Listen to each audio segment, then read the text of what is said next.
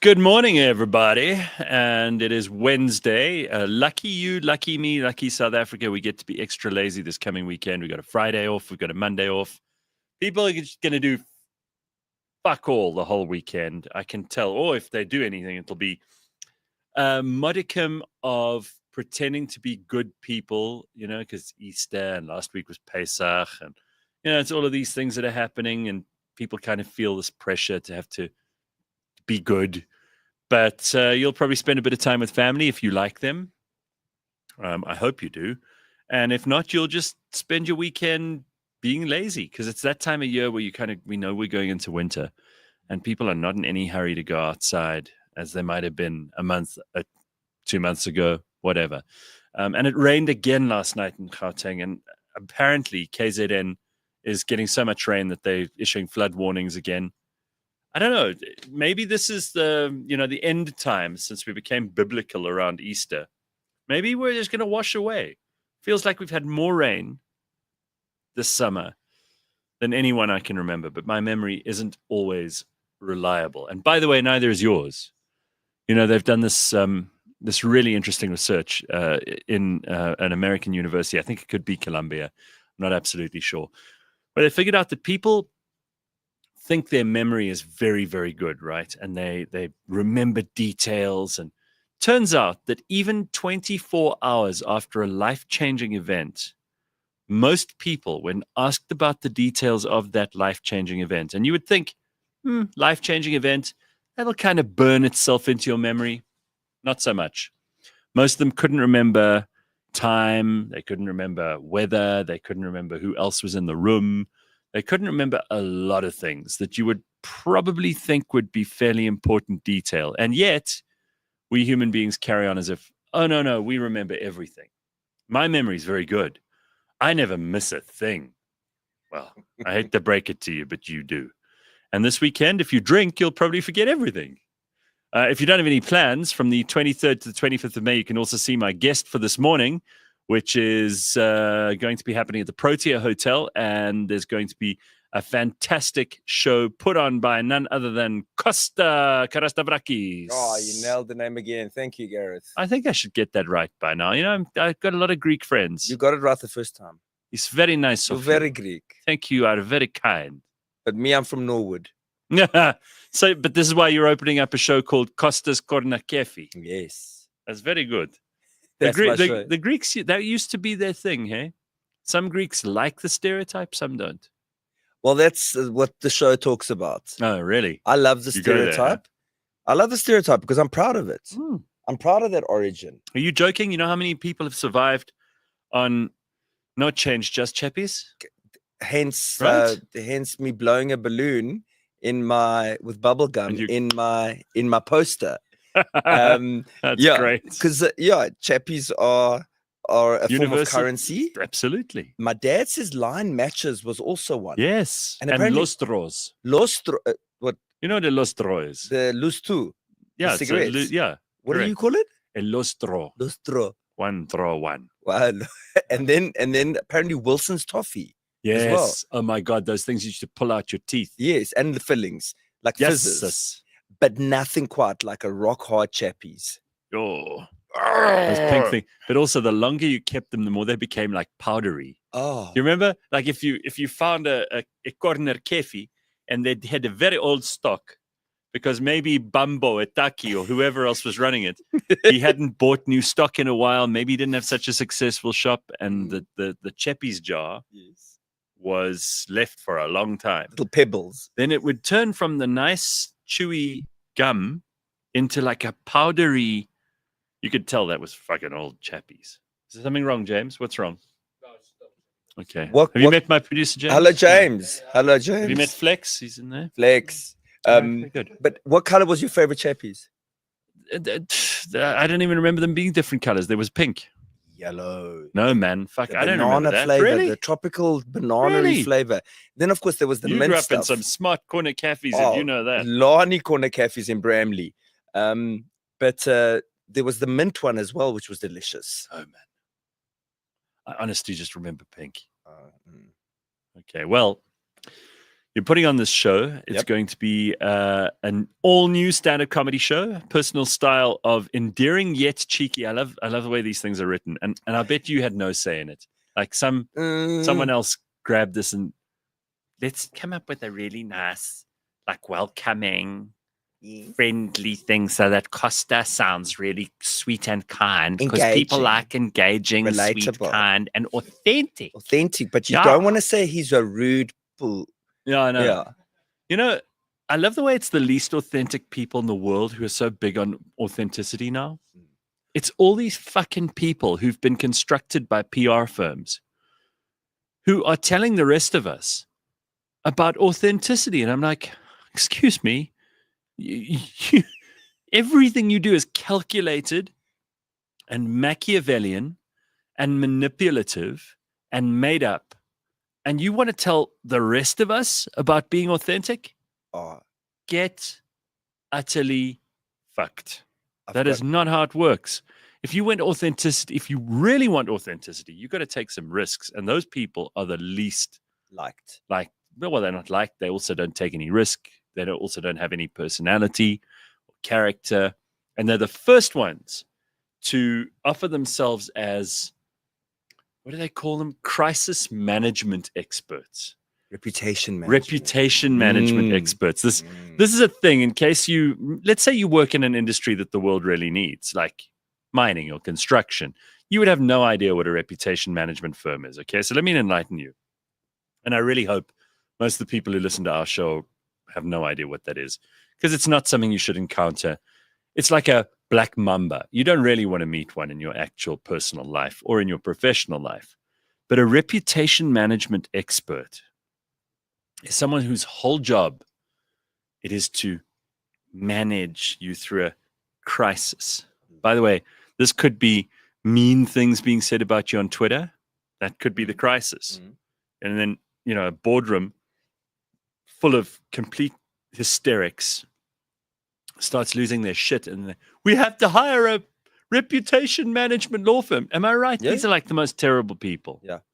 And then they hire these people to, I suppose, hold their hand really through this. I don't know how much use they are, but they provide information to the company like, rather, don't say anything on X or apologize for causing sexist, nasty harm to all the women in your employment because there was a man who pissed against the poster of your companies on the side of the N1 highway. I think you should just apologize. But it's not our fault. Just apologize, because you know what? When people being angry with you or not liking you, you've got to be liked. And your like index has dropped in the last 3 days. You've got to trust us. We're reputation managers. Ugh. Am I right? That's what they do. They do that. And Ugh.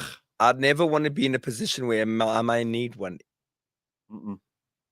I'd rather just take my dick out and piss against a poster on the N1. I think you'd do better. That's better reputation management than possibly what those people can do. And they spin themselves as being proper experts, even though they've never dealt with any adversity in their lives. They manage a media situation. That's all they do. Which, by the way, can best be managed often by just letting it blow over.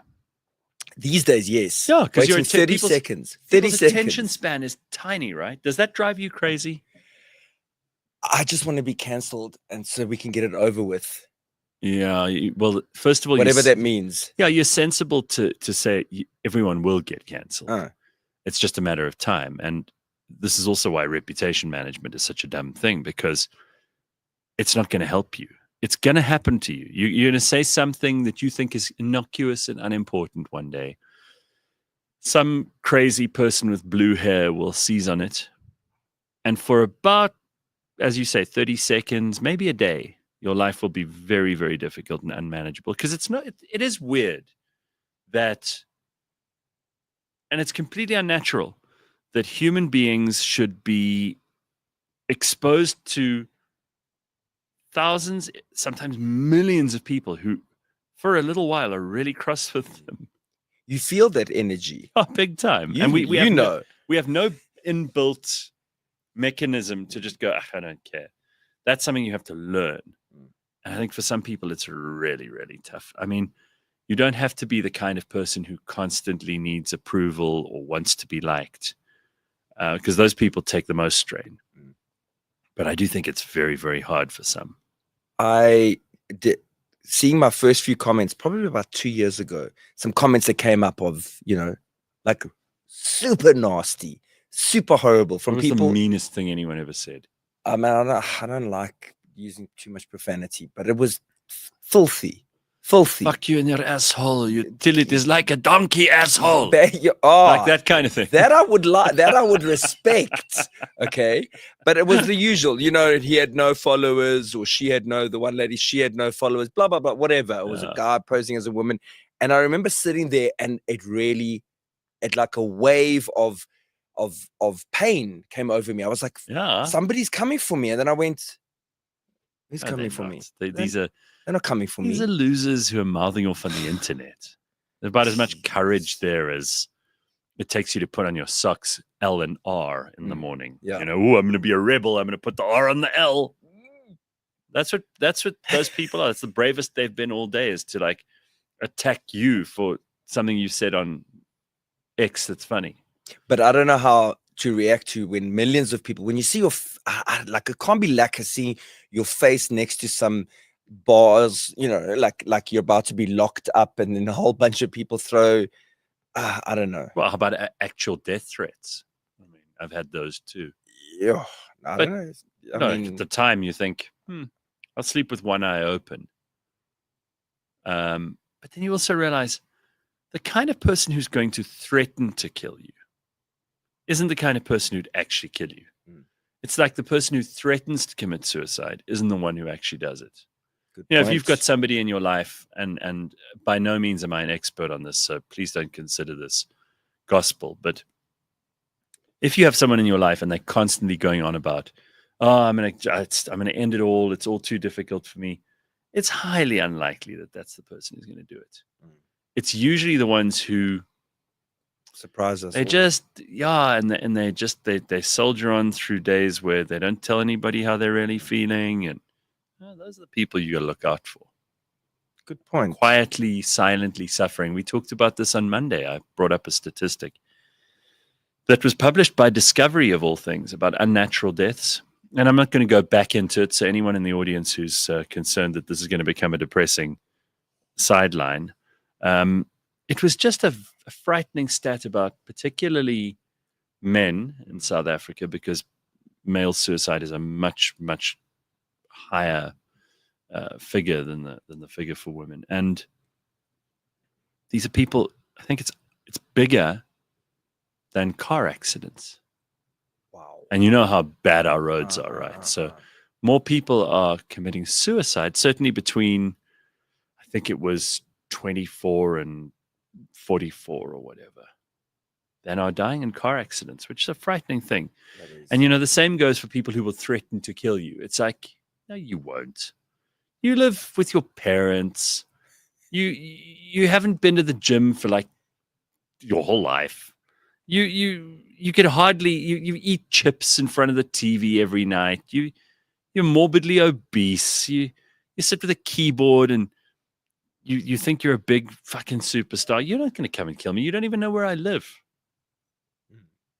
You don't mean business. And do you know how dangerous this is to even threaten something like that, you idiot? You're like 17. You still have to finish school. Start threatening people with shit like that when you're a proper gangster and you're in your 30s. Then by all means, people will take you seriously. But right now, how about becoming a vet? Or how about becoming an accountant? That's useful. More in your, it's like you could do that. I was on your show a couple of months ago. I can't remember, but a year ago. Yeah, it was fun. And I had a stalker after your show. You're joking. He's obviously watching again. We have a twisted audience. Oh my gosh. He found me on LinkedIn, and like an idiot, I had my cell phone number on LinkedIn. Okay, it's since come off. Mm-hmm. Well, romantically? Yeah. Jesus. Can I just let me make an appeal? Let me make an appeal to the audience. You just back off, my guests, all right? You sons of bitches. If I invite someone on this show Mikasa, Sukasa, they're going to come and sit here and have a fun time with us. And then what? I have to worry about you fucking psychopaths? Yes, I'm still single. Okay. Yes. So what happened? No, so I just saw you on the Gareth Cliff show. Great show. I heard you lived in Durban. I was like, oh, cool. Thanks for contacting me. Sorry, I don't have your number. Who is this? He's like, no, we haven't met. I was like, oh, okay. And since then I've ignored. And then since then, of course, they've ramped up. And then he found me on Telegram and then on Insta and whatever. So I don't block. I try to block, and I was just like, just do your thing. And I get like hellos and how's and pictures that I don't need to see. Oh, really? Like what? Like dick pics? Speedo pics. Oh, for fuck's sake. And I'm like, is he a big hairy guy? I was like, pull it out. No. I'm like, just pull it out if you Is it Hugh? Because Hugh G-Rection says, we won't. We will do what we want, Gareth. Gareth, he says. Hugh, slide All into right, my Hugh. DMs. Yeah, Hugh, just calm the fuck down there. Sounds like something Mapello would do. People are really having a go at poor old Mapello. Must have been Mapello that stalked him. I saw one life insurer that found more men up to the age of 49 die from falling from a ladder. Well, maybe in America. I'm coming to your house, Gareth. My cheeks will kiss your ensuite toilet. I will fill the bowl. This is a promise, not a threat. You will fill the bowl, hey? Phew, a bowl filler. That is disturbing. Damn. A bowl filler. A bowl filler. That's so revolting. Somebody had a burrito for lunch. Yeah, lots Have you of heard Mexican. of dude wipes? What? Dude wipes. What is a dude wipe? Oh, please Google it. They're a thing. Put it on screen now. I'm trying to normalize this. Okay, what is it? So go ahead and tell us. So I'm in America in December, and actually on New Year's Eve, and I go to the bathroom, and there's this thing on top, like a what do they call those things? Those wet wipes. Oh yeah. And on the cover, and this big box, and it says dude wipes. What is it for? I'm thinking, did I buy this from Big Blue or something? And I open it and I pull out a big wet wipe that's minty fresh for assholes. For assholes. And on the back of dude wipes, okay, is this saying we're a bunch of dudes who realized we needed something, blah, blah, blah, because nobody needs to feel unconfident after a burrito lunch. Something like that. Find it online and read the back of it. Horrific. And they're these big XXL size dude wipes for men. Dude wipes. That's revolting. All right, I brought it back home. Let's just have a look here. Okay, so we're not getting any admission of who the crazy person is. The one who stalked you. You'll probably tell me later and we'll just ban them from the show. Now, I bet you that person's shitting bricks right now, huh? Okay, this is interesting. Dude wipes from Steve-O. Yeah. Wet wipe for your bum. Yes. There we go. That's what they look like. Yeah, dude wipes, that's it. As seen on Shark Tank. Extra large. Of course, they flush easily. They're biodegradable, but that minty fresh feeling. I've never really thought that I needed a minty fresh feeling in a place that I don't really smell. But you have to be pretty dirty back there to smell anything. But it also feels like it tingles. Like it's a lot, guys. It's a lot. I'm not convinced this is necessary. But thanks anyway, Costa. There you know, dude wipes. You learn something new every day. Keep it fresh, boys. You know what the ancient Romans used to do, and somebody mentions this here in the comments. I've seen some videos. Yeah, this is Slippery Pickle says instead of dude wipes, they used a sponge on a stick. Okay. So if you lived in ancient Rome, you would have all sat in a communal toilet. So you'd all take a shit together. It's lovely, yeah, which already is very disturbing. But then in front of you, there's a channel of running water in which you would dip your sponge stick. Then you'd use the sponge stick to clean your ass, and you'd dip it back in the water, wash it off, and pass it on to the next guy. Wow. They didn't have toilet paper. Have you ever been to a toilet like I did in America when I was in high school in America? I finished school there, and I went to the bathroom on the first day of school, and I walked into the toilet. It's a high school. There were 6 bowls against the wall, no stalls. and I picked the one right at the end because I had a smoke. Open. Open. So I picked the one right at the end by the window because I also wanted to have a cigarette. Yeah. So I quickly had a scallum, little draw. And then my history teacher came in and he sat 2 balls down from me. No. This is why would they modern. have why would they have open? I don't know. And this is Why would you modern ever times. want open I've shitting? never discussed this. Oh, that is disturbing. Just at school, nogal. Okay, I've got some other disturbing stuff to show you. Have you got those 2 women singing, those Liverpudlian women or whatever they are? Yeah. Just take a look at this. So this is not going to be part of Costa's show, sadly. But he might get some ideas, so who knows? Yeah. We've still got, we've got a month until your show, right? Okay, yeah. Okay, so here. Always look. Here's an idea. Material. You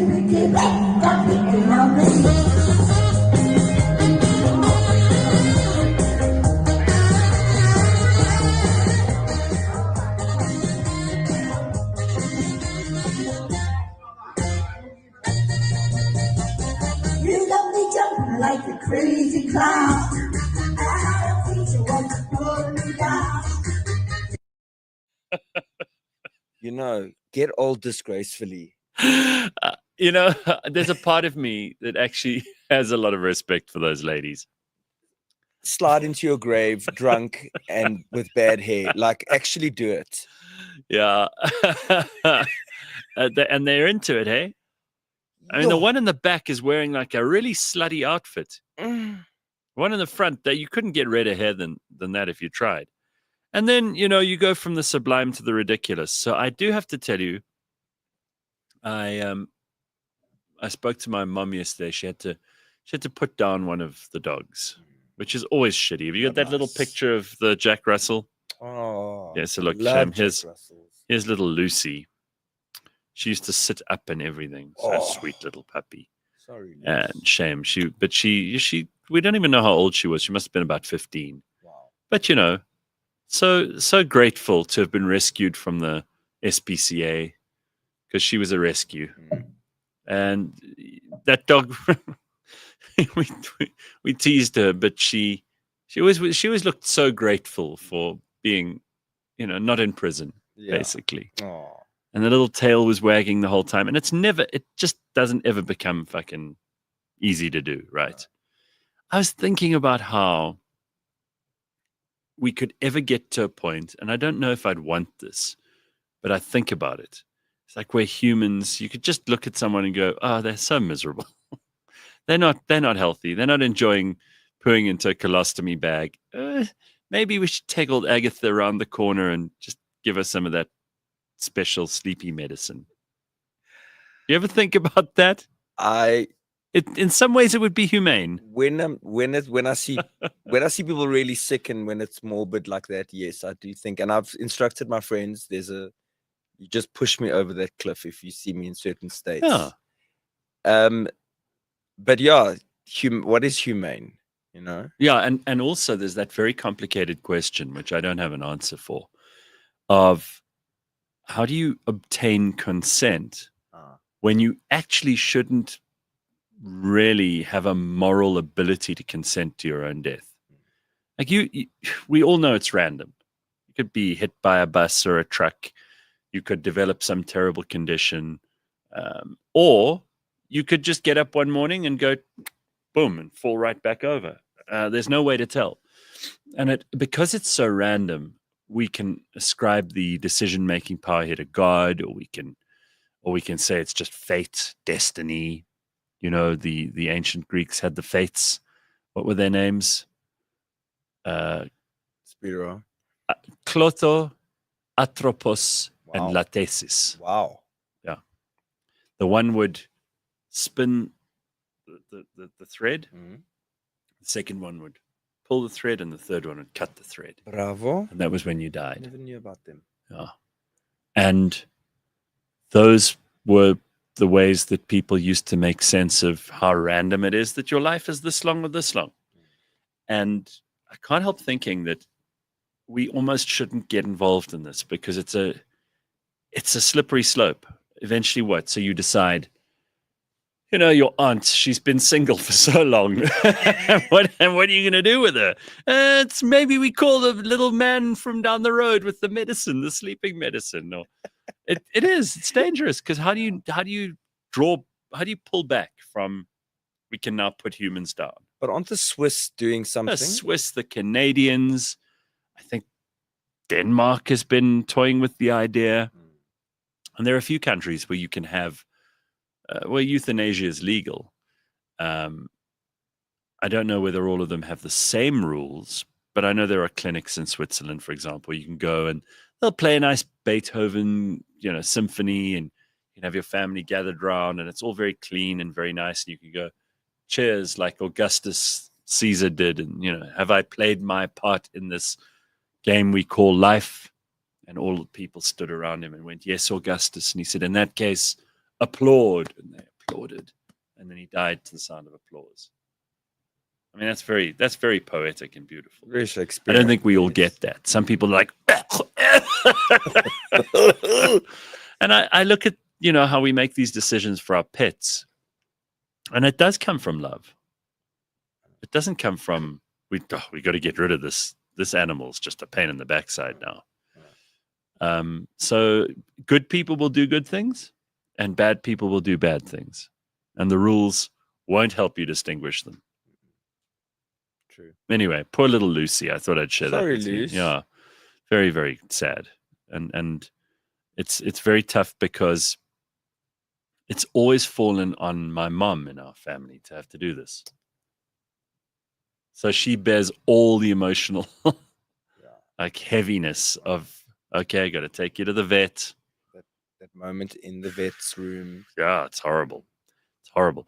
When my dog, before the dog I have now, died, it was also my mom because I was away. I was overseas. And then they didn't want to tell me because they were worried if I got back, if I heard there, I'd want to come back or they would ruin my time there. So they didn't tell me until I got back. And I was like, hey, where's my dog? What's wrong, guys? Why are you all here? So that's tough. Anyway, here we go. Let's see what we've got. I nominate my mother-in-law for the first try. You see, this is what will happen. Damn. For the euthanasia. That's Bitcoin But. Mother-in-laws, people will be signing them up left, right, and center. A Greek and a Frenchman are arguing about who has the best country. Eventually, the Greek says, we invented sex. The Frenchman snapped back, that might be true, but we introduced it to women.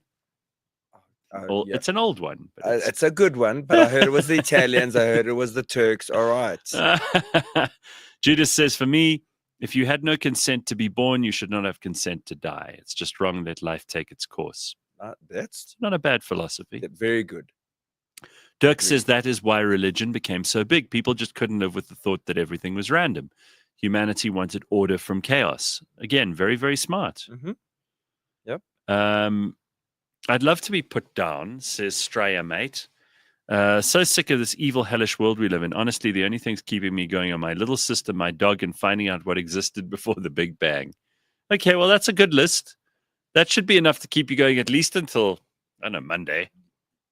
Finding out what happened before the Big Bang. Yeah, that's cool, right? That's big thinking. Love. So you're going to be busy for a while. Yeah. What are you busy with at the moment? What do you think about? Do you have hobbies?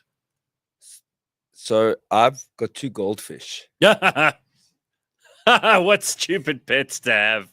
So is that because you have limited space?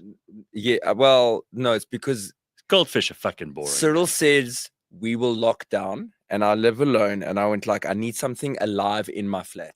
I need something that's just going to swim, something. So I bought these the most boring thing in the world. No, these 2 20-rand goldfish, for lockdown. 5 years later. They're still alive. They are still alive. Well, first of all, congrats to you because those people who would say, well, I wouldn't trust Costa with a living animal because he's going to kill it. If I can look after 2 goldfish for 5 years, that says a lot about me.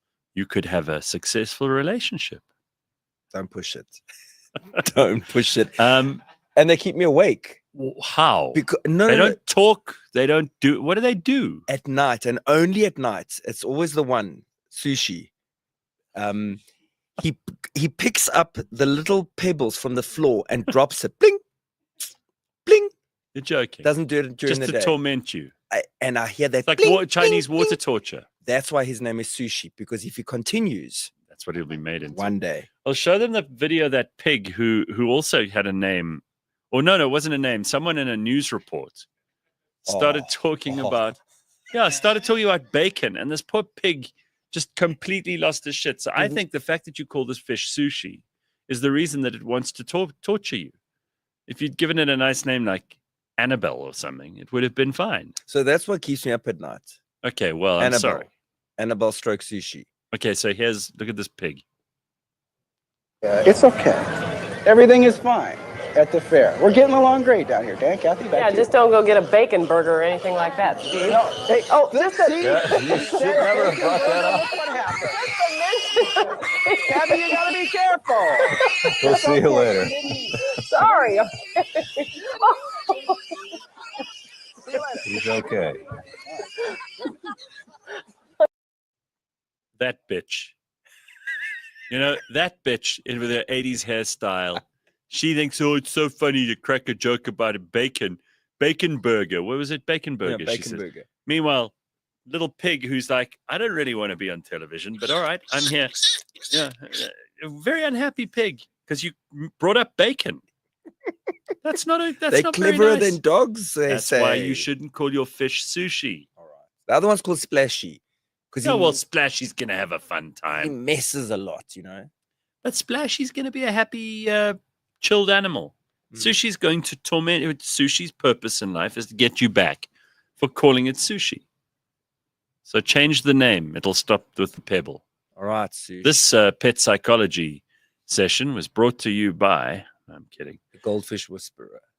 All right. I always can't help ask, why is there anything at all? Like, why does the universe have to exist in the first place? These thoughts have been flooding my mind since I was 5. Okay, so first of all, calm down. Second of all, there is a song by Monty Python, which you should go and reference for this. It's called like, Why Is There Anything at All, or whatever it is. You should start with that. It'll keep you busy for a little while. Are you also messing with AI image generators like I am at the moment? Okay, so Jesus, it's like it's dominating my days and my nights. I'm just making incredible and very stupid stuff. Some of the stuff is beautiful. I'm just like, paint me a picture of hot air balloons but do it in an impressionist style, or make a portrait of, I don't know, Costa, but do it in a red pencil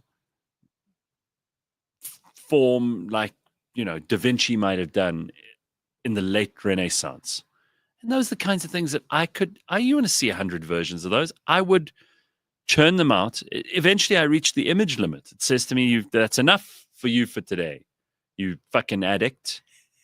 I mean, I've got some image generator because I do a lot of branding and design with one of my clients. I do some marketing consulting. Yeah. I've signed up. I get 7,000 generations a month on this one package because we need to generate tons just to get the right one. Huh? And so for the last probably 14 months, I've been using this, and it's getting so much better every month. And it is phenomenal. I'm finding South African faces. I'm finding people with 5 fingers now, proper, because they weren't getting hands and teeth and eyes right a year ago. Now they've nailed it. Yeah, because they do usually, I don't know if they do it on purpose or not, but they add in like a 6th finger. And those are rare in real life. You don't meet that many people who have the 6 fingers. Bring it, by the way, we'll have a whole freak show here anytime you want. So you got 6 fingers, join the show. Last week, says Mapello, we had our tires stolen from our street garden outside my place. Bless you. It always happens when I'm reading something. One guy was pestering me to get him the CCTV footage that night. I saw that it was his friend, so I posted it on the crime group. That's hilarious. I suppose these days, everyone has 100 groups for everything, right? Neighborhood group. drive me mad. I have to mute 3/4 of these things because otherwise my phone will never stop going. And I don't need to know that the woman at number 1268 is selling her dining room suite. Oh, I want You know what I No, mean? but I want to see this. No, I don't. They're all so dreadful. They're disgusting. My God, I've seen some horrible stuff on that group that's for sale. And I think you have the cheek to sell that? You should burn that for firewood. That's not something that anyone's going to buy. Grok generated me a picture of Musi Momani in an EFF outfit. Very, very good. You see, that's the kind of shit that I love. But on what platform? Oh, this is just ChatGPT. Oh, so he obviously uploaded an image saying in the likeness. Yeah, so you give it a few reference images, and then it comes you don't up give with it a proper noun. It's so cool. Yeah. Oh, these kinds of things I'll never get bored with. I don't belong to any groups, says Lee. I don't need that admin. In fact, she says that fucking admin. Yeah, and you don't want to be the admin of one of those groups either, because then you're responsible for whatever happens on it, right? Remember when people took that so seriously? Well, what if someone says something racist? God forbid. God forbid. No, we're talking like 3-4 years ago when people were terrified of, oh my God, but if Stacey says what I know she wants to say about the blacks, then we're going to have to shut down the whole group and I'm going to go straight to jail. Come on. Did you see that Blue Origin, which is, I think, Jeff Bezos' company, sent up 4 women into space? Did you see this? Yeah. Okay, you want to say anything before I carry on with the story?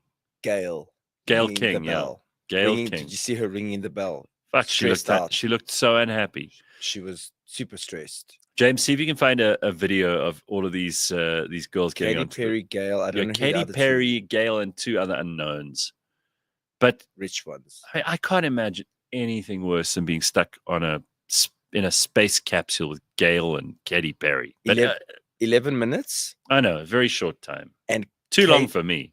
And you know what Katy Perry did? She sang What a Wonderful World when they were up there at 0 G's. Okay, so first of all, they're making a big fuss of this because they're saying it's the first all-girl space crew. Now, none of them was driving the plane, if you know what I mean. None of them. There was a guy somewhere who gets no credit, by the way, and who was the only person who knew what the fuck was going on. Because if something had happened, do you really think Gail King is going to grab the levers and be able to guide everyone safely back to Earth? This isn't a Disney princess movie. Katy Perry could sing What a Wonderful World, but I don't think she would know how to locate the thrusters or the re-entry module or whatever the fuck it is. And why are we still making a thing about the first female X, Y, and Z? It would embarrass the hell out of me if you called me the first white male with blonde hair and blue eyes who achieved X. Do you know how embarrassed I would be? I'd be like, wow, you really had to create a lot of provisos before I get the credit part. At first, and you think, wow, the first man on the moon. That's Neil Armstrong. We all know the name. First human in space, Yuri Gagarin.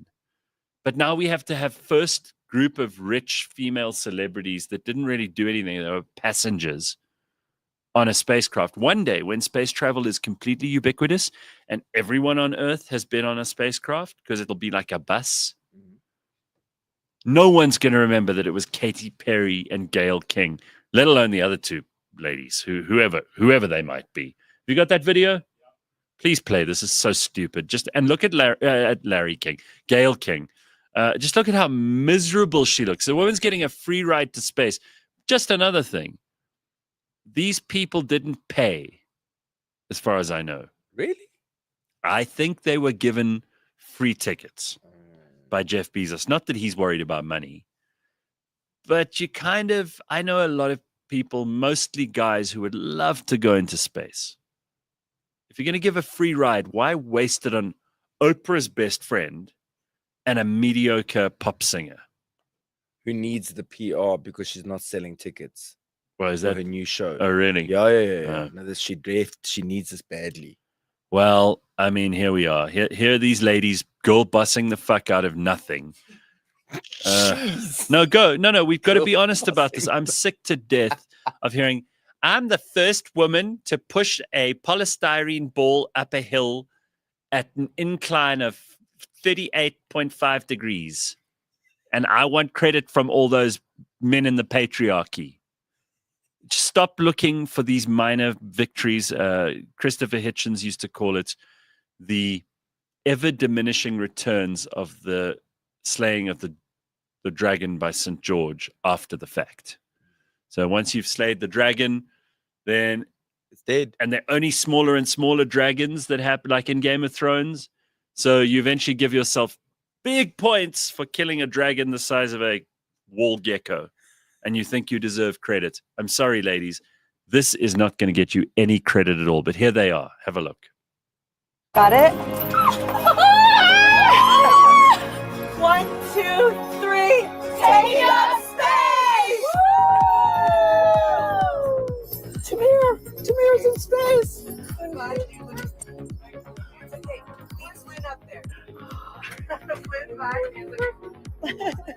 Flynn, I got you, Flynn.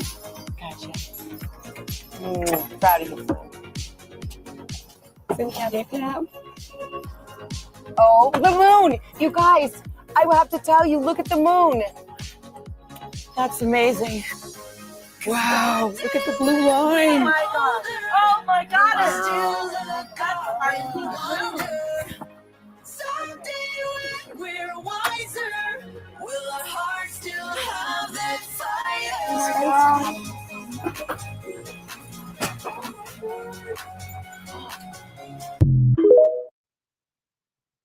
The Real Housewives of Outer Space.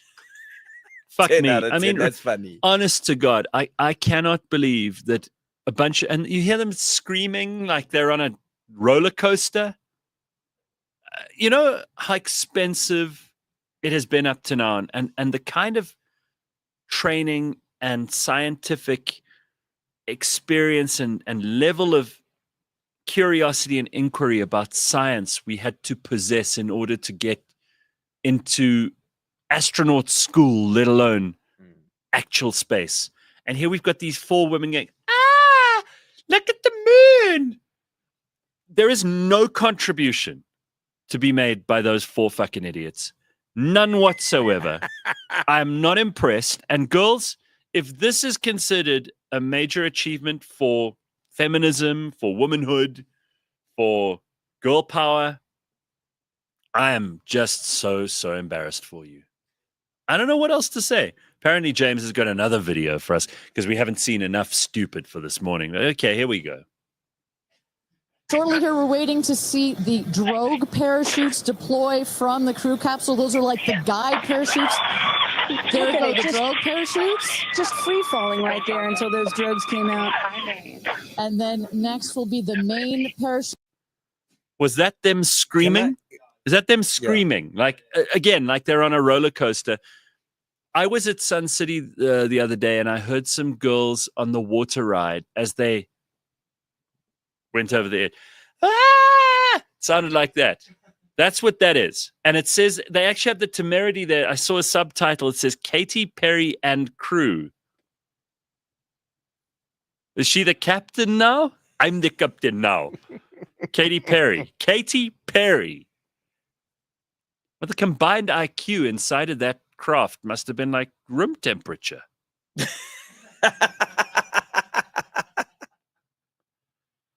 Wah! Okay, let's just do one thing. We're astronauts. The one thing I'll give them What? is I wouldn't do it because I don't think it's safe enough yet. I give them an equal combination of bravery and stupidity. How safe is it? Dude, it's not. This is not dangerous. Uh-uh. This is not dangerous. Come on. They've so much can It go really wrong. isn't. No, it's not dangerous. Really? No. No, I wouldn't. You know, you probably take more of a risk every day getting into your car. It's a big deal. You know how many people are involved in every single one of these experiments stroke missions? I mean, and the amount of money spent on each one. I'm just absolutely flummoxed. I think it's, Hubba says, "Yo, Gareth, you sound jealous." Rather Khoy Brai. Listen, Hubba, you're also a pretty stupid new addition to our audience, but if you're impressed by that, I just think it's such a waste to give it to Gail and Katy Perry. I mean, I wouldn't want to. I'm not in a hurry to get there. I've said before, I'm not one of those people who's hankering to go to Mars or any of that stuff. But I know for a fact that there are probably people in the world who are far more deserving. So I'm not entirely sure why Blue Origin chose those people. There must be a reason. I saw they were also ethnically diverse. Like there's some Asian woman, there's Gail, who's supposedly the black representative. There's Katy Perry, who's what race is she even? she's white Like American. white American. Okay, but again, this is like it was put together by the same people who cast Snow White, Or the reputation management company. the reputation management company, and let's just stop this, please. And really, there's some professions and there's some businesses we've got to stop pretending girls are interested in. There are not that many women in the world who want to be engineers. There just aren't. There are not that many women in the world who want to be garbage removal people. There just aren't. There are not that many women in the world who want to go into outer space. There aren't. So let's stop pretending, because the feminists think it's hugely important to have representation. There is no feminist on planet Earth, as far as I can tell, who is actively campaigning for more women in truly shitty jobs, like, high-rise skyscraper construction. I don't see the feminists out there protesting. They only protest for the cool jobs, like more acting roles for women in superhero movies, or more CEO positions for women, or more celebrity roles for women on spaceships. Those are the kinds of jobs that they will campaign for. No one's going, more sewerage worker jobs for women. Said no one ever, right? Just stop it, guys. We could see through it now. It's enough. Really, Gareth, what race is Katy Perry? Well, I don't know. She's not a serious person. I've never thought about her in terms of who she represents. But I certainly hope if you were one of those, and because, Gail landed afterwards and said, it's a massive honor, because now young girls will feel like they also can. Because every young girl on the planet who is interested in that stuff, and there are girls who are genuinely into engineering and astrophysics and colonizing new planets and discovering all kinds of interesting things about space. I'm sure there are lots, but they didn't need Gail King and Katy Perry to go to space in order to feel like they could. I still have to meet the kids who didn't know that they could become a beauty queen until some beauty queen said, "I'm so proud to represent the girls who feel underrepresented." I've never met these people, but they must be extremely, extremely dull. So there we go. There's a rant I didn't know I was going to have this morning about just something so dumb and innocuous. Again, some rich guy's paying for it. It's fine. I'm all in favor of people exploring space and for the cost to come down. I mean, ideally, the real value for me, and I'm sure for you too, Costa, would be that it would dramatically shorten the amount of time that you would have to spend on a plane, for example, from here to New York, because you'd go up into the ionosphere and probably beyond, and then you'd come straight down while the Earth spins under you, and it would take you like 2.5, 3 hours to get to New York. Now, that to me is super exciting. Yeah. Plus, you get a little tour into outer space. You could see the moon. Oh my God, it's the blue line! Wah! Then you could do what the ladies on that craft did. Very exciting. Lee says women suck. Not all women. Wow. Not all women. And Lee, you're a woman yourself. I guess by the way we spell your name. They're just too fucking screechy and noisy, says Lee. Well, those women. But again, we've had women in space before. I just don't know that if something did go wrong, Katy Perry would know how to fix anything. She wouldn't. That was just a big lounge. It's a passenger. It's a bus. Yeah. It's just a They bus. were in a It's a bullet. tiny little bus A bullet. with They got shot. 4 really annoying people on it. The rockets on the bus go. Wah! It's just horrible. It's fucking bad. I never wanted to go into space until I saw Katy Perry on the spaceship. You see, there's Carl, the first guy who's been honest about that ever. Women should do things that are more interesting on their own. Stop copying men. Do your own thing. Those idiots give women a bad name. Okay. These kinds of girls who go into STEM don't listen to Katy Perry. I'm just saying, says Congo Chris. If one starts to discriminate the identity of humans, there are so many factors that one would have as many groups as there are numbers of people, including Siamese twins. Well, don't worry. There will be a moment in the future of humanity where our St. George slaying the dragon has become so ridiculous that we will celebrate the first Siamese twins in space. And there'll be a crowd of like 4 people back when they land to go, what an achievement for Siamese twins everywhere. Because now even those Siamese twins in distant Myanmar will know that it's possible for them. It isn't. Doesn't make it okay. You haven't opened doors or any of that crap. You've been raised by an idiot who told you that this is how the world works, that you can't be anything until you see it yourself. And until you see someone who, in inverted commas, looks like you. So if it's a woman, you have to see someone else with tits to know that you can go to space. This has been happening. I hate to break it to anyone who's just realized that, that Katy Perry and Gayle King, they shattered that glass ceiling. But there have been women astronauts for a long time already, since the 70s. Sally Ride? I don't know. That comes to mind. Don't ask me their names. Yeah, I remember Sally Ride. It's like, I know 4 astronauts. Can you name a couple? Let's go. Sally Ride. Let's imagine she's one. I'm going to look that up. Neil Armstrong, Buzz Aldrin. There we go. What's his name? Yuri Gagarin. Tom Hanks. He's a cosmonaut. He's not even an astronaut. Yuri Gagarin. Yeah. Gagarin. That's it. Jeff That's Bezos. all I got. But they're not really astronauts either, right? They're just rich guys. Shuttleworth. Brett Shuttleworth. Mark Shuttleworth. Mark Shuttleworth. Brett was the model. Mark Shuttleworth had to go to Russia for like 3 to 6 months to train before he went up. And pay. And he slogged it. But he deserved to be up there. Again, I don't have a problem with billionaires spending their money on space travel. I think someone's got to spend money, and they're the ones who have it. And if they really care about it, that to me is a far more useful way to spend your money than, I don't know, building an Iron Man house in Malibu, right? Yeah. Because there are downstream benefits for all of us. And he had to train for like 6 months. He moved to Russia. Yeah, I remember that. He had to learn Kazakhstan. But he had to learn Russian. Yeah, that's right. Well done to him. And he was a South African who was ahead of the curve. Long before these other ones. Yeah, Branson's launching like Virgin Galactic. I don't know whether it's happened or not. The brand name happened. I think that's. I think it was a branding thing. Yeah. All right. So there we go. For almost an hour now, we've been ripping on Gayle King and Katy Perry. Okay. But I do want you to see how miserable. Have you got that other video of where you said she kisses the ground? She kisses the ground. Katy and Perry. The memes are going off the charts. Have a look. She goes on there and she literally kisses the ground. Oh, how embarrassing!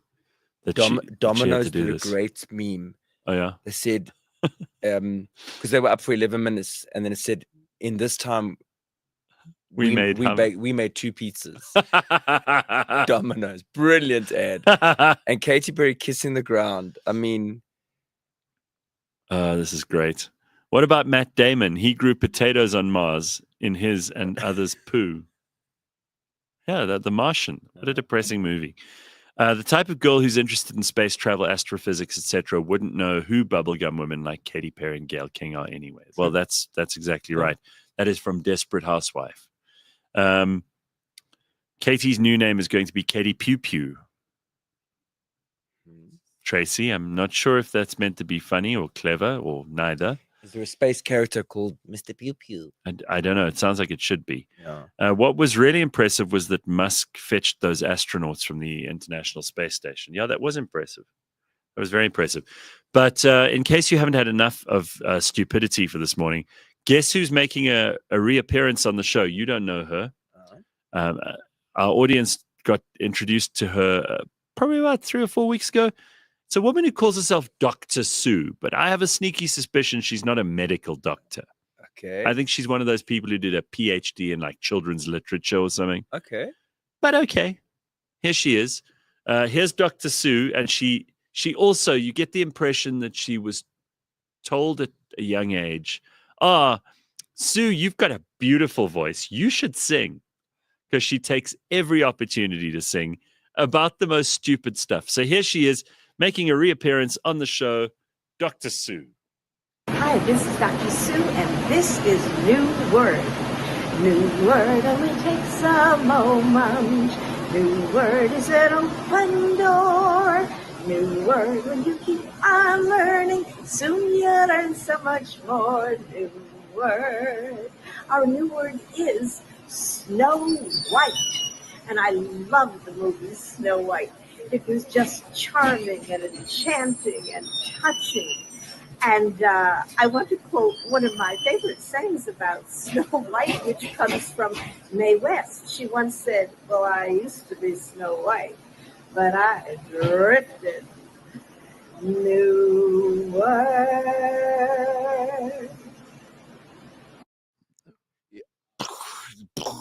You know, I can. I said just now, the people who threaten suicide won't do it.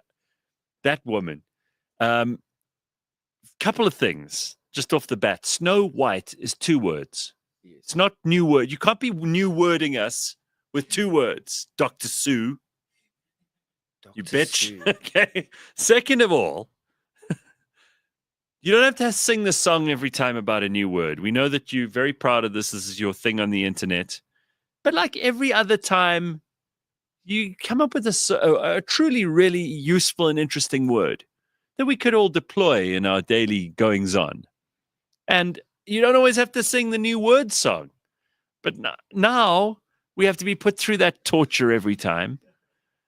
And I'm telling you, like, she's also the only person on planet Earth who enjoyed Snow White. She said she really enjoyed the movie. Everybody, didn't we go on a mad tear the other day, guys? About Snow White, the movie. I won't even bring and how it up. shit it is, and how everybody in it was just terrible, and the critics are slamming it, the audiences are slamming it. It's done piss poorly at the box office, but we found one person who loved it. Guess who? Dr. Sue. So Congo Chris says, oh, this bitch. Fucking Sue. She's suicide inducing. I bet she eats used tampons. Very, very. Damn. I mean, I there's some videos I can unsee. I can unsee that. But you immediately went. No. When we started playing it, you immediately went, oh, right? Dr. Sue. Anyway, we're going to make you famous in South Africa, Dr. Sue. I don't know. All I want to know, says somebody else here in the comments, is what is she consuming or smoking? That's Carl from PE. What is she wearing on her head? What was that? Yeah, what was that? Like a green... slimy green thing. She looked like a little elf. Anyway, there's Dr. Sue, all right? So that herewith, I don't know how much more value I can add to your Wednesday morning than Dr. Sue and Katy Perry and Gayle King going up in the spacecraft. And so please, Costa, no pressure, but you've got to raise the standard for us. You got to help us. You want to know something that I'm doing? Oh, yeah. Can we talk about? Oh no! Oh, hang on. Oh, here's the. And now she gets down, move the hair out. Oh, Mother Earth. I hope that sand tasted terrible. Whatever it's worth. She does look kind of hot in that space outfit, though. Show that again, because she's in good shape. Yeah. I mean, look. It looks like me. She looks nice. Look, I mean, Katie can sing, and Katie's a performer. She can perform, and this is a great media stunt. And she's going to hopefully sell tickets. I think she looks nice. She looks nice. Yeah. You know what? I don't mind Like the moment you're a hot girl with a good body, I just stop criticizing. It just switches off. Wow. The critic switches off. I go, wow, that's phenomenal. I've just had a complete transformation in the last 2.5 seconds. Did you see that? As soon as I saw Katy Perry in that little slim outfit, Suddenly you're okay about her. like, all is forgiven. I am a totally subjective son of a bitch. I have no consistency. None. I just changed my mind like that. Wow. At least I can point it out to myself before any of you people have to point it out to me, because I know that's coming. Oh, yeah. Nah, man, Gareth. says Bitcoin Bot. Russell Brand ripped that vagina apart. Bitcoin Bot, you're so tactful and sweet and gentle. Lee, who I think is a woman, I'd fuck Katie, but she mustn't open her mouth. I'm starting to think Lee's a guy. Even my roughest female I don't think friend that's a wouldn't say female. that. That's not a female Lee. Because that's the same one who said just now that girls are just screechy and irritating. Sure, Lee, calm it down. Yeah. Yeah, okay. Oh, clutch your pull. Space. Well, of course Oprah would cry when she returned from space. Oprah's relieved because otherwise she'd have to carry on pretending she loved Stedman and she couldn't go over to Gail's house for a real loving, Is that still a controversial thing to say? Everybody knows Oprah and Gail are, don't we? 100% don't think about that ever. You never thought about that? Well, no, I don't. But I say that because I don't care about it. Oprah cares more about Gail. Like if Jeff Bezos had said, listen, Oprah, we're going to let you decide who gets to go to space, Gail, and then it's an all-girl flight crew, or Stedman. But there is a 10% chance they'll die. She'll be Stedman. Like straight away. She'll be like, send Stedman. Poor Stedman. Although, what a life, huh? It's like Prince Philip. He just gets to do cool things, go to the cool stuff with Oprah, spend her money, live a happy, what a life. Some guys are just got to accept that they are the housewife. Stedman's the housewife. He's be happy with that. What else? He's going to be known for what? Conquering Illyria? What is Stedman going to do? I actually don't even know what he does. No, nobody does. I mean, I've never think about Nobody it. thinks about it. Oprah doesn't think about it. Oprah couldn't care less what he does. She's like, how was your day, Stedman? And before he's even started to answer it, she's like, and yours, Gail?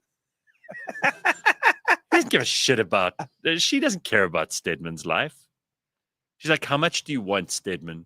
Well, Oprah, I'm just going to live in my wing of the house and keep my little pretty mouth quiet. Now you do that, Stedman. So, Gail, where were we? I'm telling you. All right, so here we go. I said this right in the beginning, says Carl DeSantis. She's a good-looking woman. Pretty privilege is real. See? He agrees with me. Yeah. And then we've got this. It's a cunning stunt, Jeff. Amazon's into space. That's what Kevin Harris says. Cunning stunt. That isn't a great mental image, Gareth. Now I have to start drinking. I'm not sure what part. What? Oprah and Gail? Stedman? What is the particularly upsetting thing here? Slippery pickle. They received only one instruction. Don't touch anything in the spaceship, apparently. That's so insulting. Okay, but they signed up for this, right? Congo Chris is saying it's break time. Are we going to go to a break now? Yeah. Let's go to a break now and we can go to another break. We can do whatever we want. Yeah, Congo Chris. Actually, who's Congo Chris? Who are you, Chris? No, it's like he thinks he's in charge of everything. Stedman is a real OG, spending all that money and he doesn't even have to fuck Oprah.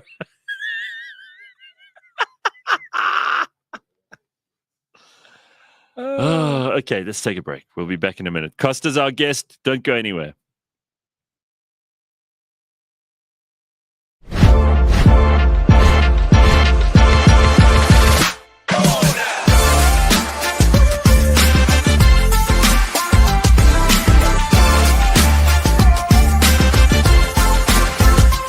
The seasons are changing, and with that, the team assembles in a chillier than usual studio this week at the TRN headquarters.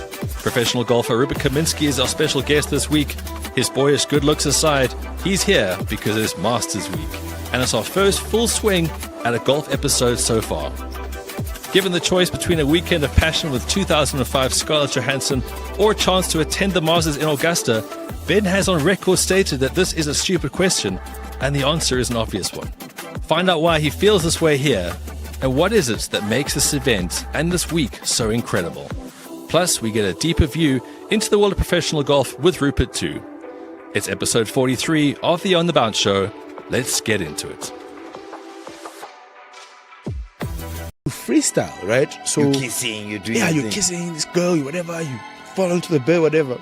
And it was like so awkward for the female actors, for the actresses, because niggas will get hard on. Yeah, and also niggas take advantage. Niggas, that's what I'm saying, John. You're kissing this girl, you're swallowing her whole face. You know what I mean? Take one. It's getting carried away. You're getting into it. Carried away. Fast forward to today. Intimacy. There's intimacy coaches. Where's the flavor?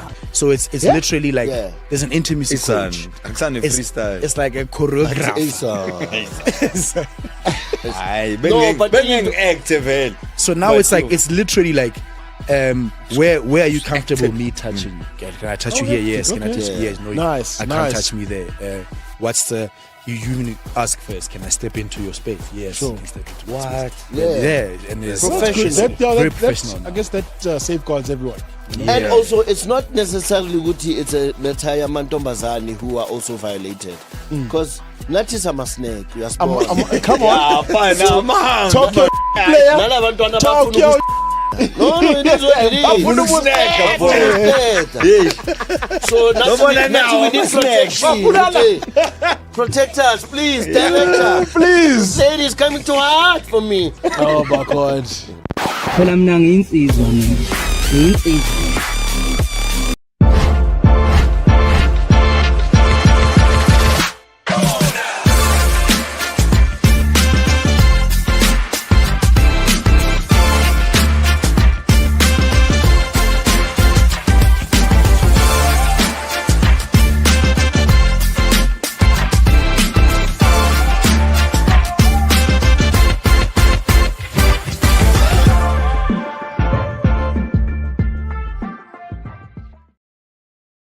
There we go. There's your ad.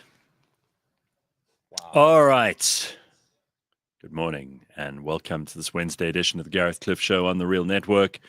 We're going to talk a little bit about health and the nexus, I think, of modern and ancient in the next couple of minutes. But we've got Costa Carastavrakis here with us, who is doing a one-man show at the Protea Hotel, 23 to 25 May. That's here in Johannesburg. And where can we get tickets for that? You don't go to know. my website. No, go to my website. You have no idea, do you? Go to my website, costacomedian.com. Most unprepared guest. Damn, I didn't get a media briefing. Costacomedian.com. Go to my Instagram, Costa Comedian. There's a link in the bio. Tickets are on sale at 23rd, 24th, 25th of May. Fire and Ice Hotel, Melrose Arch. That's very cool. Oh, no, it's going to be lekker. Okay, that sounds fun. So let's just talk about something you care about, which is Juliet Prowse. I didn't know I cared about her enough. I know the name. She was like a movie actress, but I know nothing about her. So my parents used to talk about her, and I was in the airport in Cape Town. I walked up and there was a book on Juliet Prowse. So I just picked it up and I bought it. Written by her niece, Juliet Prowse. That's her niece's name. Oh, right. Okay. Well, when you hit a 6 out of 10, I mean, a 6 at the cricket, you try and hit another 6 of the same name. Talk about an OG. Yeah. All right. So here's this little girl from Thunderbell Park. All right. Is that where Juliet Prowse is from? Born in India with 2 British parents, moved to Thunderbell. Okay. Was dancing on the lawn, and Auntie Bertha from next door said, "You know, your daughter can dance. Very talented. She's got long legs." Like someone told Dr. Sue once. Send her to ballet class in Johannesburg. Yeah. So she would get on a bus when she was like 12 and go to Joburg for lessons and come back. At 17, moved to London. By 23, she was in Can. She was engaged to Frank Sinatra. Wow. In her early 20s. Whoa, get this. Holy shit. Had an affair. rumored an affair. Anyway, it's a long story. I won't get into it. With Elvis Presley because she was in GI Blues with him. Like this is a woman who then went on. She talk about ceilings. Okay, she wasn't interested in ceilings. She went on, and this is what I love about her. This little girl from Thunderbell who could high kick was the only like Vegas dancer who could dance on point properly. So she was ballet trained. Wow. In the early 70s, she had a $1 million contract a year to dance there. In the early 70s, she was on $1 million. That's what, $50 million? That's phenomenal. I mean, I don't think that anyone in dancing could command that kind of fee today. She won Entertainer of the Year and 4 years in a row, something stupid, beat Anne Margaret, Barbara Streisand, Liza Minnelli, and Shirley MacLaine. Like, she beat those women. And she was from Thunderbale Park. And never mind. Well, you can't even drink the water. Never mind exactly. Never mind can dance. Was also beautiful and highly talented. I'm looking at her Wikipedia page. I just love Juliet Prowse. Wikipedia is hardly to be believed for anything, but it does say, there she is.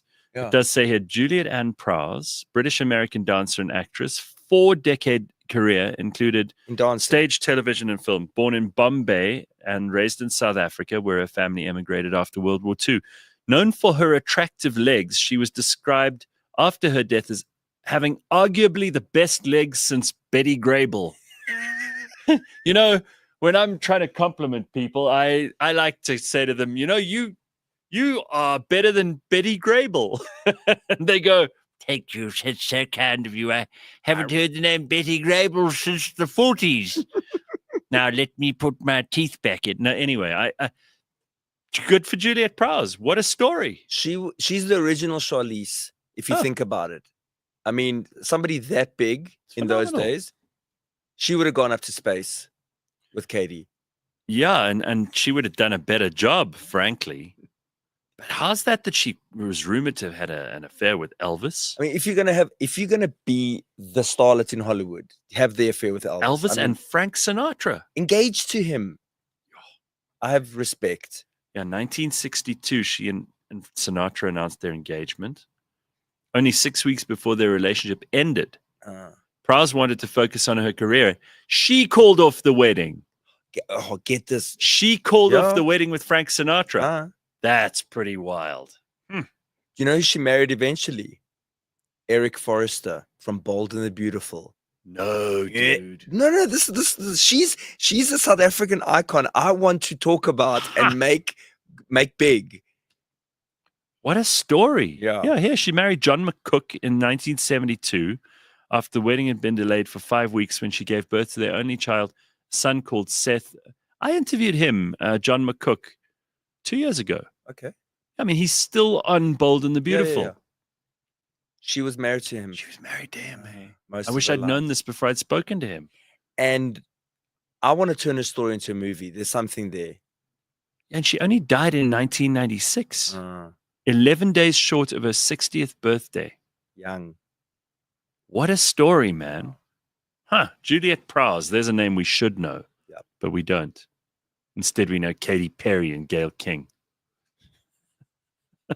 Unbelievable. All right. Still can't believe they sent those women to space. I just can't believe it. I mean, there may have been merit in them sending them to space and then jettisoning them out into... Katie can just sing into the void forever. Can you imagine her? Baby, you're a firework. As she disappears and goes further and further away from planet Earth. I don't know what to make of this. Who do you think has the toughest job in Africa?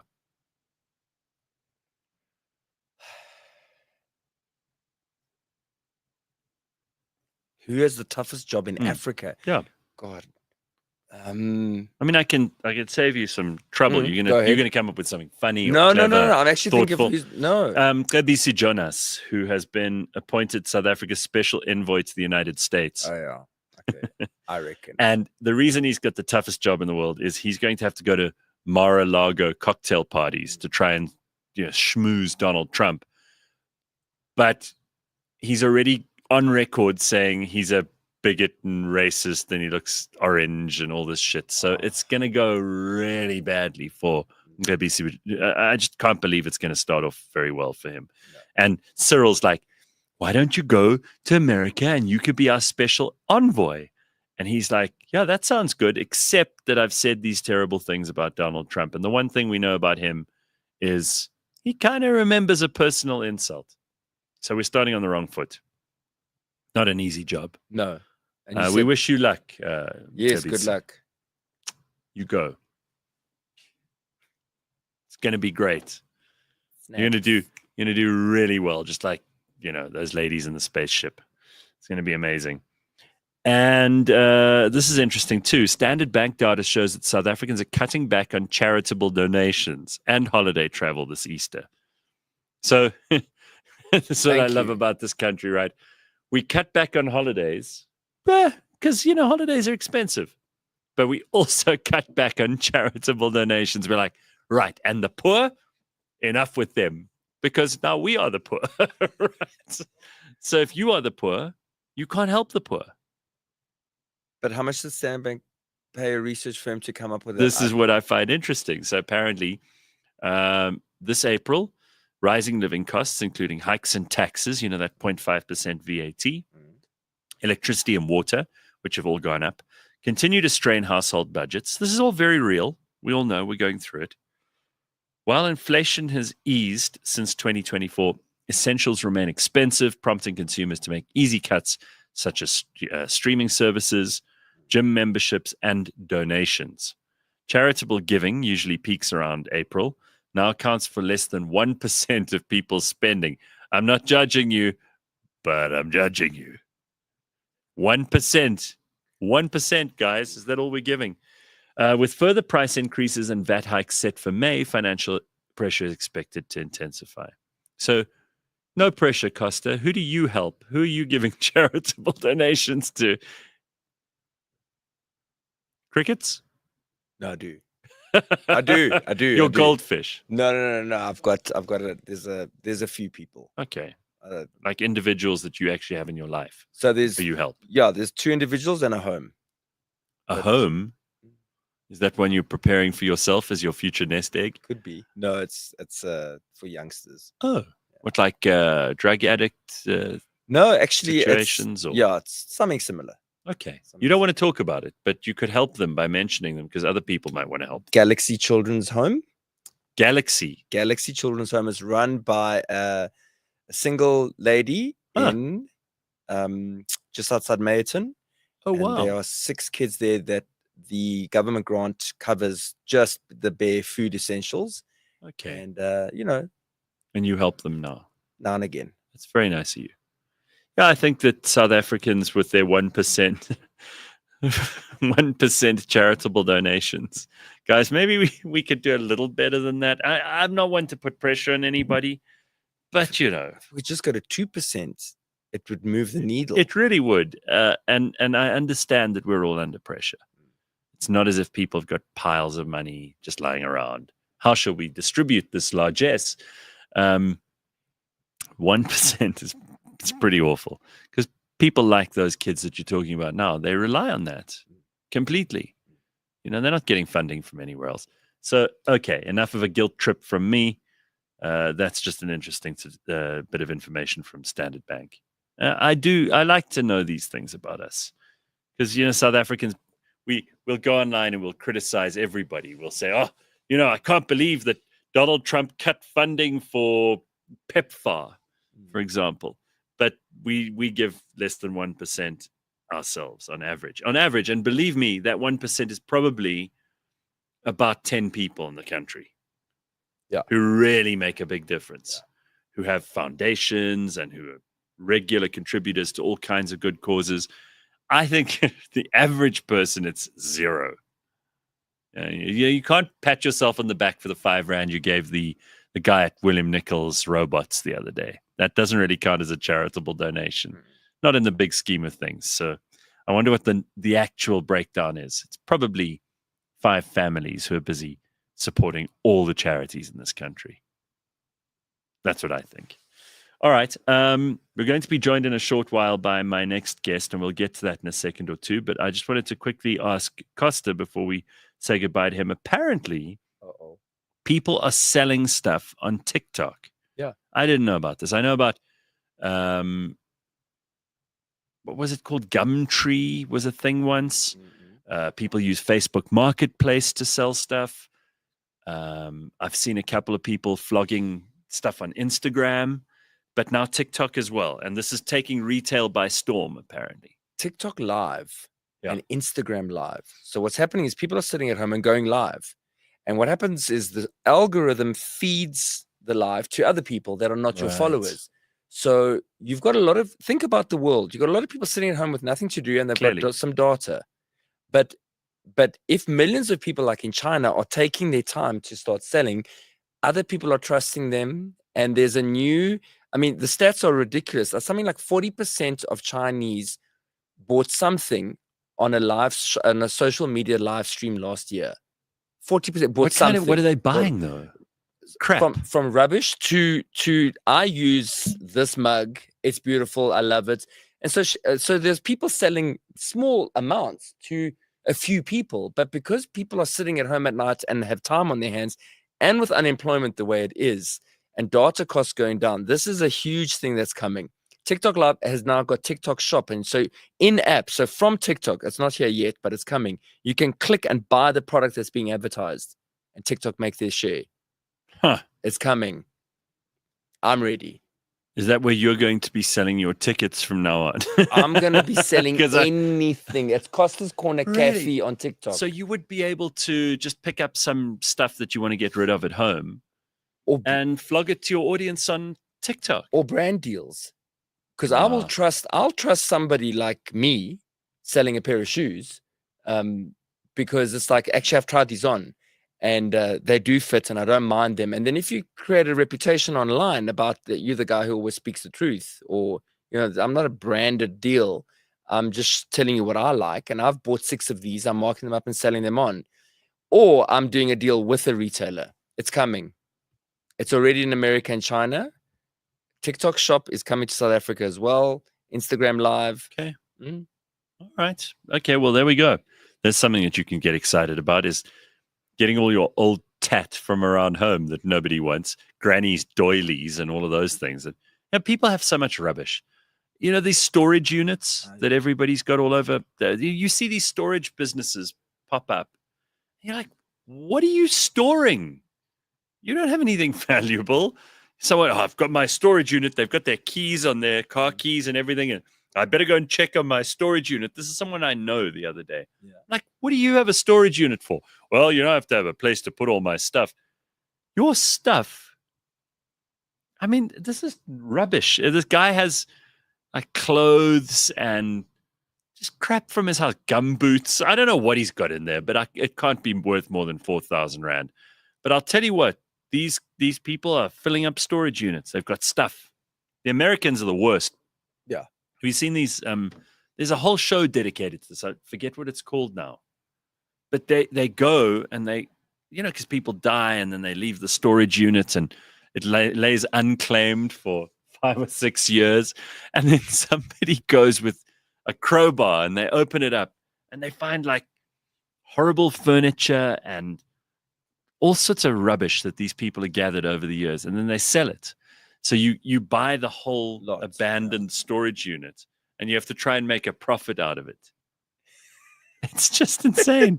And it's like a lucky packet. You don't know what you're going to get. But in America, this is clearly big business. And now you're telling me on TikTok we're going to be flogging this stuff as well. Suppose, hey, I'm a free trade guy. Let's go. I'm all for it. Yeah. All right, Costa. It's very nice to see you. Great to see you. Thank you for coming to join us this Thank morning. And good luck with the show. Just to let everybody know, in case you didn't hear it already, 23 to 25 May at the Protea Fire and Ice Hotel in Johannesburg. And you can find out all the information by following Costa on his social media. Costa Comedian. Costa Comedian. Yes. How much do I cost a comedian? All right, I love it. You've heard that joke so many fucking thanks, times. Gareth. All right, thank you. Thank you very much. There we go. Costa. We'll be back in just a moment.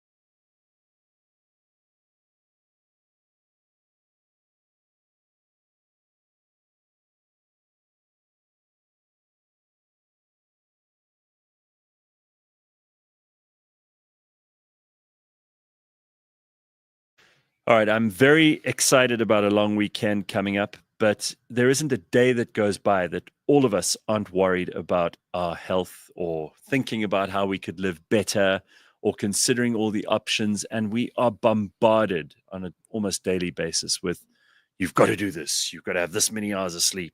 You must take these supplements. This is how you get your brain to work better. These are the kinds of things that you should do every day as part of your routine. Otherwise, you're going to just have a terrible quality of life. And it's too much pressure for many of us. And I found out about something really interesting. I've actually tried, I'll talk about the product in a moment or two. I've tried one of your products, but I found someone called Dr. Ralph Tettey-Amlalo, who's here with us, Managing Director of HG&H Pharmaceuticals. Now, these guys supply a clinically proven, patented, standardized, local botanical ingredient, which manages stress, anxiety, and cognitive support. It's called Zembrin. We'll talk about that in a minute. But it's so nice to talk to you. And you look full of the joys of spring. You're the best ad for your own product.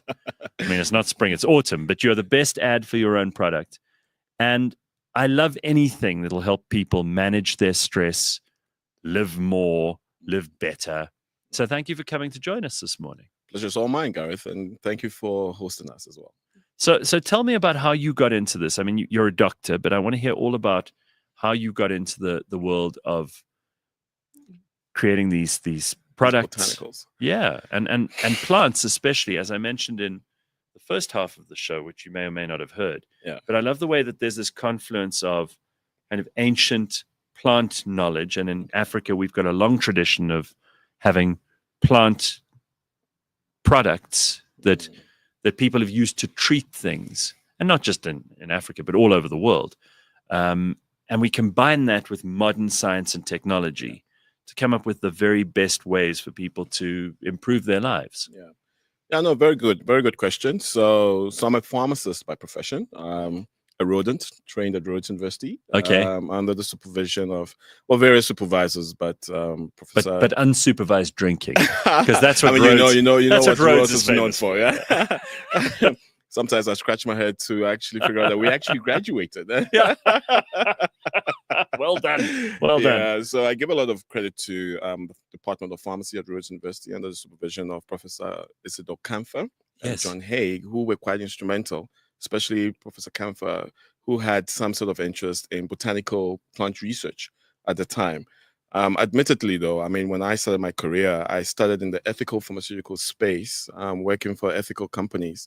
And I must say, it was just by a stroke of luck that I ended up with this amazing company, HG&H, owned by the Halls group of companies based in Nelspruit, family-owned business into agriculture.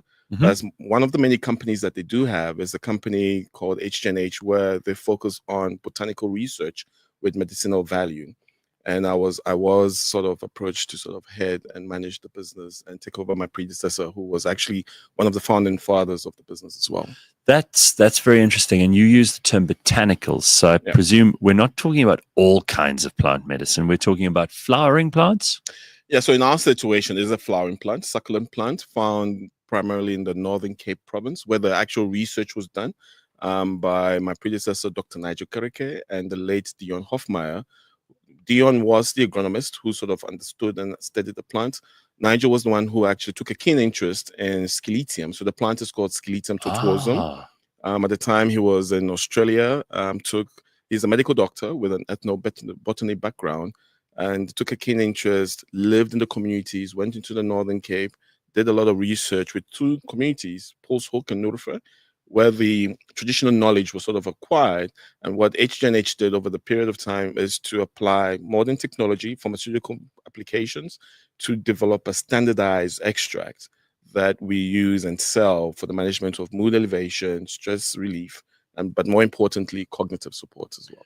All right, so let's just get into the weeds, if you'll pardon the use of that term, because I want to know all about this plant. Yeah. I also want to know about the people who had this knowledge of the plant before you guys, the pharmacists and the agronomists, discovered it.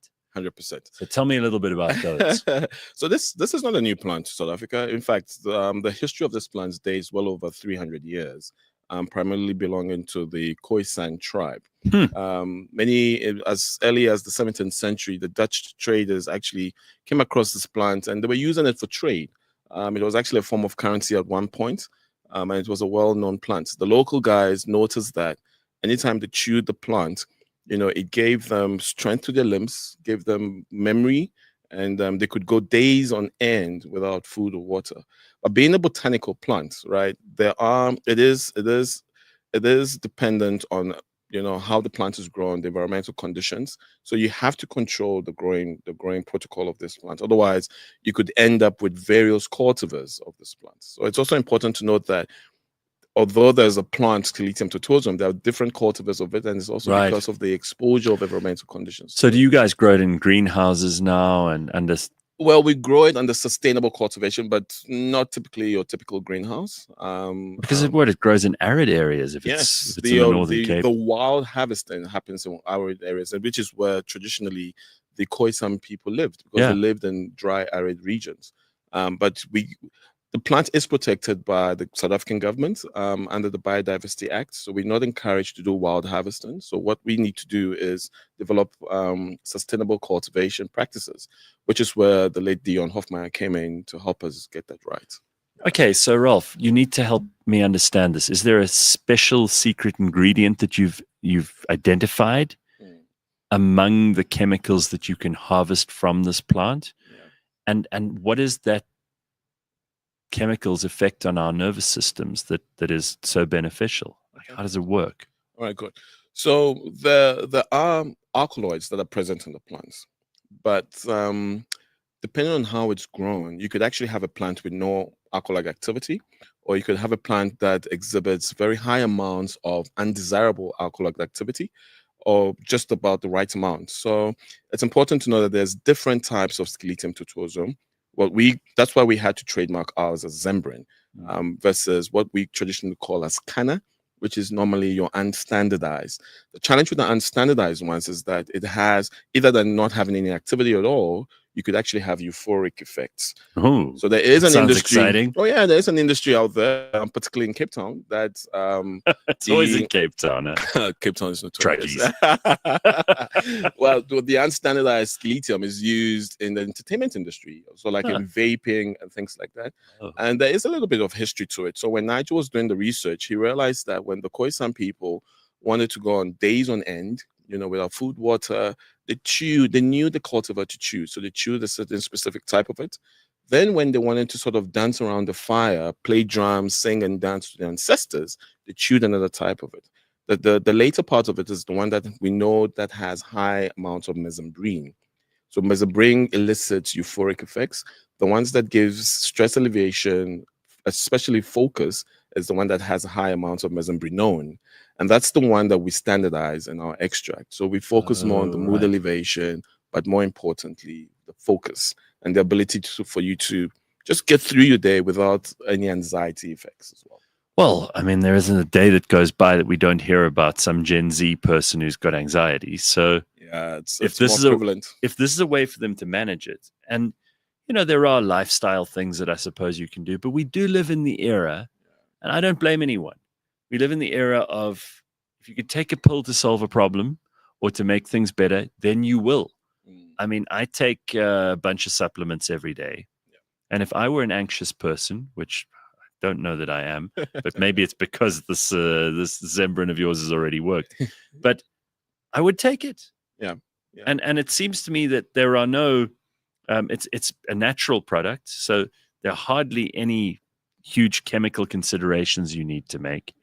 So as part of our, research, we have a full suite of what we call safety and toxicology research has been done. It's very safe. The Khoisan people were actually given it to the children to manage colic.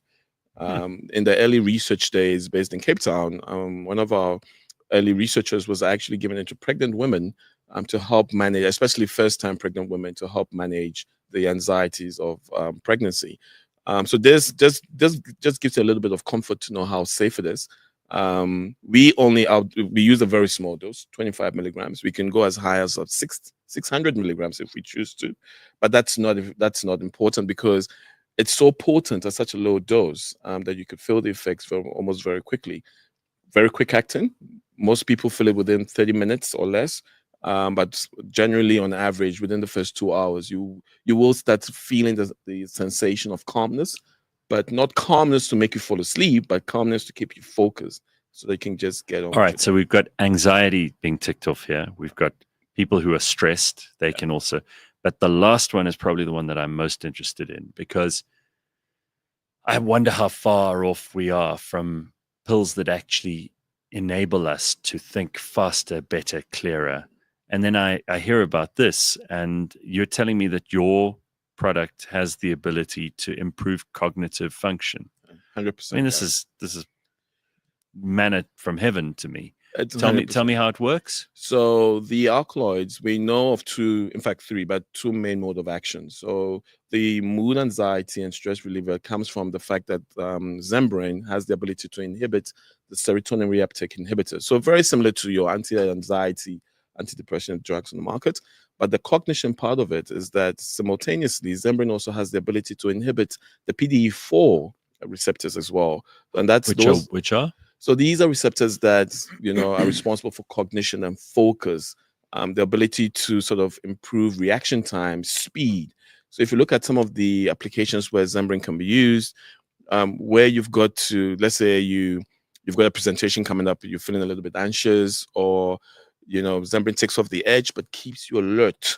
So in fact, what we coin is alert serenity, being alert, but doing so in a very calm state. Well, anything that improves our cognitive function, you've got to be a fan of. Have you been trying it? Oh, I love it. I must admit, when I got approached the very first time, I had my doubts being a traditional pharmacist, because initially I was... Well, didn't you worry? Because I would have instantly thought, oh no, here come these homeopaths or these people who make tinctures out of some flower. This can't be serious. 100%. I mean, then that's what blew me away about working with HG&H and the kind of work that we do around R&D. So we're quite R&D focused. We have a full suite of clinical studies. So we have done the research to prove safety, to prove efficacy, and as well as quality. And our clinical studies actually do show the outcomes that we actually market. And that's what blew me away. And especially that it's a South African ingredient, home and bred in South Africa. Typically in the pharmaceutical industry, a lot of the research happens overseas, So all we do in Africa and South Africa, we just sell the finished products. But this is an amazing opportunity where we're very integral in the R&D of a local South African ingredient that actually is available globally, And for those people, the conspiracy theorists in the comments here, I can see them already. You guys aren't big pharma. You're little pharma. No, we're very small. I mean, unless you told you wouldn't even probably hear of us. Which is why we're doing things like this. Well, this is why I've got you on here. Yeah, to sort of just showcase what we do. Yeah, and it is amazing how we have some things that people have just known for hundreds of years. Which plant to chew, for example, for X effect or Y effect, and it's become fashionable to talk about these things again and to take them seriously. I mean, not a day goes by where I don't hear from someone who isn't by any means some kind of hippie who's dancing around in the forest without any clothes on, but from serious people who run businesses, people who do interesting things, people who are writing books, thinking about the next big thing. And they tell me, there's this acacia bark that they've found that enables you to reach some kind of euphoric state that was chewed by the ancient Egyptian priests or whatever it might be.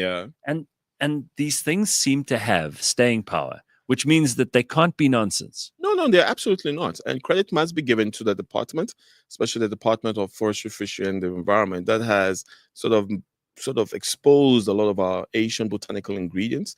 And also I must inform the audience that HG&H was the first company to receive what we call the bioprospecting permit, and we were also the very first company to sign what we call a benefit sharing agreement with the local community under the representation of the South African Sand Council that looks after the interests of the local community. So companies like ours, what they do is that they just sort of manage they manage companies like us not to exploit the indigenous people for Right. commercial gain. Yeah. But the department has done a great job of exposing and educating and trying to get researchers, South African researchers. So we work with one, Professor Alvaro Viljoen from TUT University, who has been one of the most pioneer researcher involved in plant-based medicines. So there's a lot of exposure about it. It is costly. It's a costly exercise. So there's a difference between natural medicines and plant-based medicine. So when you apply the pharmaceutical principles to it, you've taken it as a notch further to be able to demonstrate safety, demonstrate toxicology, and clinical studies. These things, unfortunately, are expensive. So that's why it sometimes serves as a deterrent to take out natural medicines to the next step.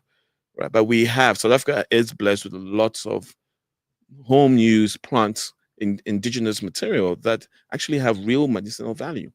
I remember that movie with Sean Connery in it that they made, I think it was in the 80s or 90s, Medicine Man.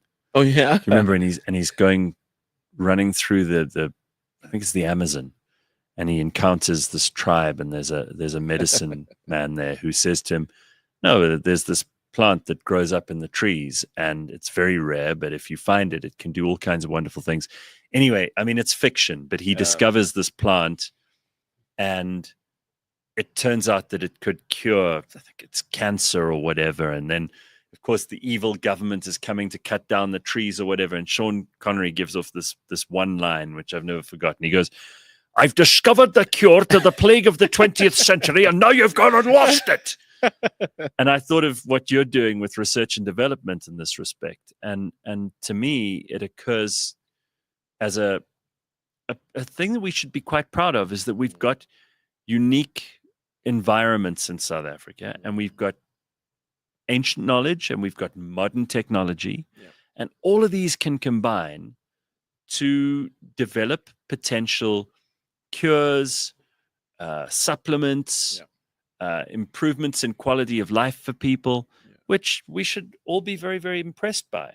And I think that this is the leading edge of where we could start to make a major impact internationally. We're not going to do it in, massive laboratories, or not that we don't have those, but we can't really compete with the big pharmaceutical companies in Western Europe and America. But where we can is with the natural stuff. 100%, Gareth. And I must say, I mean, there is a shift now, even with big pharma. I think there's the realization that new compounds are not coming out very quickly. So where there's a lot of investment now, it's in what we call the nutraceutical space. So that's the space we actually play in, plant-based medicines in the nutraceutical space. A lot of our big pharma companies now are now building and starting up nutraceutical arm. I mean, one of our very exciting product launches we have coming up in the US is with Johnson & Johnson. Johnson & Johnson is a household pharmaceutical company. Absolutely. But it's with the consumer care division called Kenvue, and we'll be launching a Zembrin Tylenol brand. I mean, that's actually happening. Wow, that's a combo this month. Yeah, so it's also something that we're quite excited about. Many other pharma companies like Bayer are also looking into it. Pfizer through Helion is looking into it. So the future of medicine is especially in the West, is nutraceutical, and there's a big market for nutraceutical ingredients. And I think Africa is rightly placed to be able, because some of these plants you can't grow them anywhere else because it's governed by law. And even if you try to do it, because of the different climatic conditions, you may end up with something that's totally different. So it's important for these plants to be grown where they naturally are available. Just one thing that Congo Chris says here in the comments: please ask the guest if he knows about the benefits of umhlonyane. No. I don't either. That's all I got here. I mean, I'll be happy to look into it. Yeah. And this isn't, let's just be clear as well, this isn't homeopathy. No. Bless you if you're into that. And I know lots of perfectly okay people who are into it, but this is actual pharmacy and chemistry. Yes, so it's clinically researched. We know the chemistry, we know what's responsible for the activity, we know our toxicology profiles, our safety, we know our tolerance, we know side effects. So we know how it relates to other drugs or other plants in the similar category. So we have a full suite of of information to be able to register. So we're currently in the USA, we're in some parts of Asia, Malaysia, Philippines, Indonesia. We're trying to get into South Korea, and these markets have super stringent regulatory requirements for you to be able to register. You wouldn't be allowed to get in there if it wasn't well researched. One of the big markets we're trying to get into is in the EU and the UK. So fingers crossed, maybe in about 12 to 18 months, we will be launching in Europe. Okay, so the product's called Zembrin. Yes. And how often do you have to take it? So preferably once a day in the morning, 25 to 50 milligram dose, which is 1 to 2 tablets or capsules. And it lasts you the whole day. You will be calm. You'll be focused. So what I'd like to do is we've got James here, our producer. Okay. He's a bit slow on most days. But is he easy on Zembrin, though? No, that's why I think we've got to put him on there, and we'll see if there's an improvement. I feel like James could be at least 10% smarter, more energetic, less anxious. He gets very anxious. I mean, I'm not easy to work with, but maybe this will help. Flex, do you think we should try it? I think we can give him 30 minutes and time. All right. Well, I'll tell you what we'll do. We'll do an experiment. Right here this morning, and we'll record something a little later. Thank you so much for popping by. Great pleasure to meet you. And thank you for telling us about Zembrin. I believe you're launching your own podcast series as well. Yes. So we did something with the podcast party. Very good. We've got our season 1 done, a couple of episodes, and we'll be launching those very soon. That sounds excellent. You're the host. Yes, I am. Yeah, well, you're very good at this. What can I tell you? It's excellent. All right. Thanks, everybody. That's all we got time for this morning. But I want to thank both of my guests. First of all, Ralph, who's sitting here with us now, and also Costa. And we will put all the links to the various things that you need to know into the comments section and into the description of the podcast. Don't forget to like, subscribe, etc. And we will be back on not Friday because it's a holiday, not Monday because it's a holiday, but next Wednesday. Wow. So you got a whole week that you'll have to manage without the show, but you'll be all right. You'll manage. Just take some Zembrin. 100%. There we go. All right, everybody. We'll see you later. Bye. All right. Hey, look, G. I told you from the beginning it can get like this. Diamond on my neck, and I couldn't collect on my mother. I came up, put it in the y'all got the key to success. Rich, she, just by the truck, big Paul out here. Whole crew, much spent work, got this shit done quit.